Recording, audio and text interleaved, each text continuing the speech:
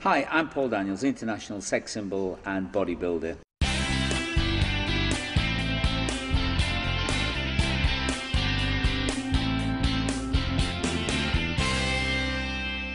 The first house we had in South Bank was in Pearl Street. My dad had not gone to the war, so it must have been quite early, 1939-ish, maybe 40.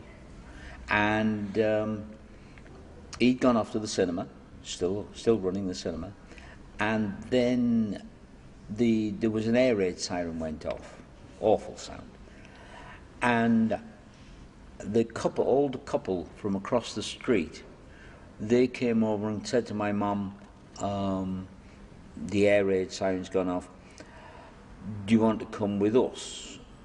And now this I can remember, we were halfway across the street when we heard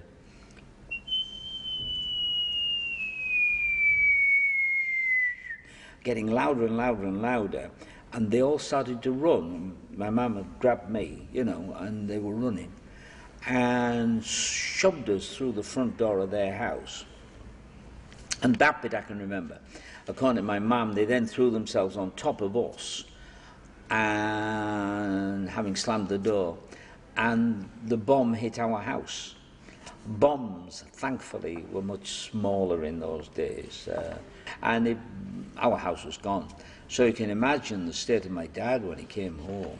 Having heard there was a raid, he came running home and the house was gone. He was just scrabbling. Ooh, wow, you know.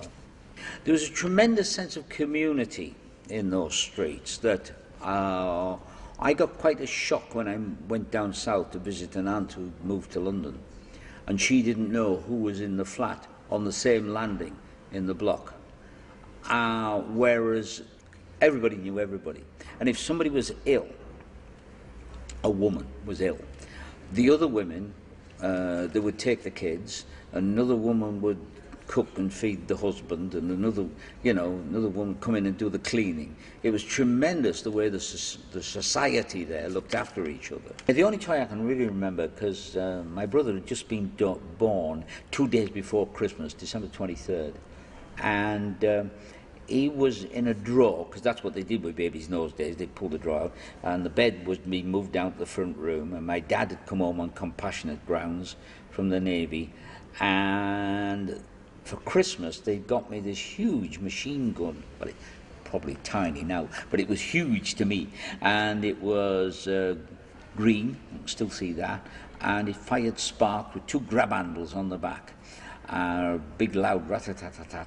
And like a lot of kids, I snuck down early Christmas morning, and there it was. Wow, Father Christmas had brought this, and I grabbed these handles. This thing going rat-a-tat-tat-tat-tat, sparks going. My dad hit the floor out of the bed. The baby starts screaming. My mother's crying. My first memory of a Christmas. Yeah.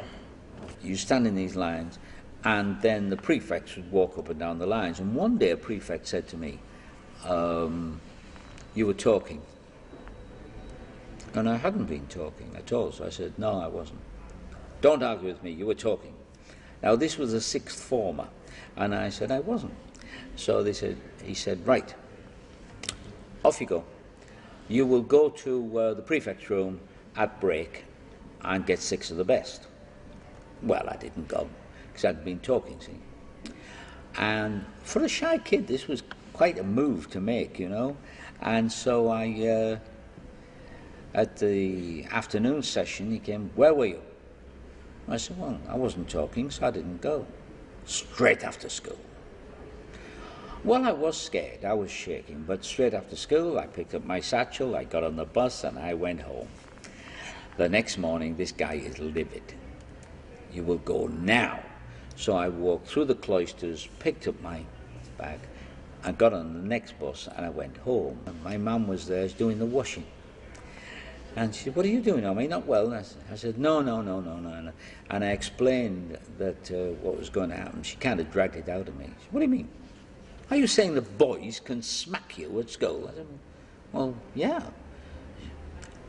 Off with the penny, and by now I'm going the classic. No, ma'am, it's all right, ma'am. I'll go back, ma'am. I'll go back by myself, ma'am. dragged me on the bus, got off the bus, and we walked through the gate that we are not allowed to walk through, you know. Where's the headmaster's office? Well, it's all straight through this gate. Oh, Lord, Mama, it's all right, Mama, I'll go back, Mama, it's all right. Dragged me in. And we got a new headmaster then who was teaching me English, amongst other things. But he was teaching English. A big fella, and I'm thinking, oh, I'd rather get smacked by the prefect, you know. And straight past the secretary and bust his door open. I mean, my mum, it's we. And she said, what do you think you're doing, letting other boys smack my son, you know? And he said, very calm, lovely man.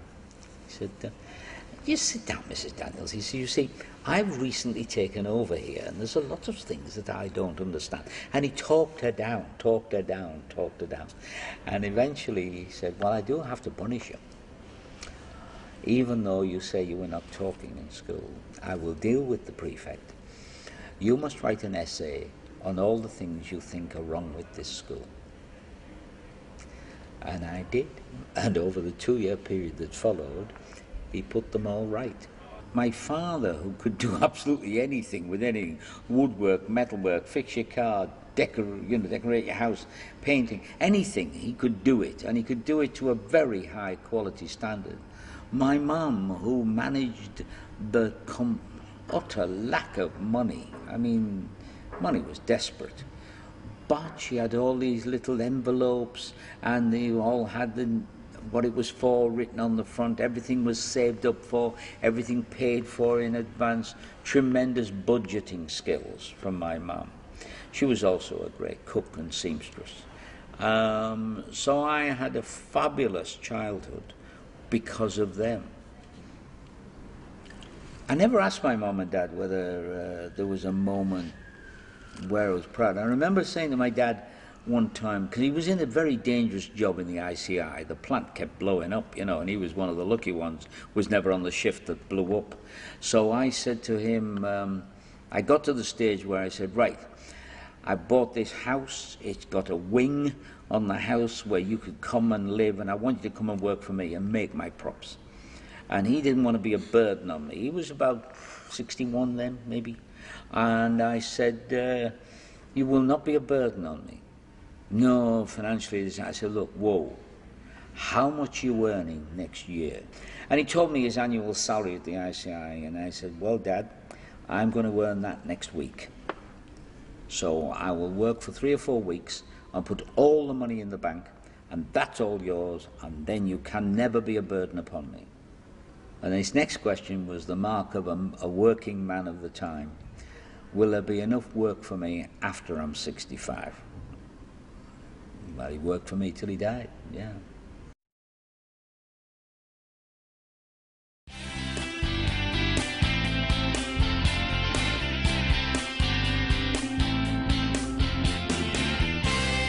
Now that's magic.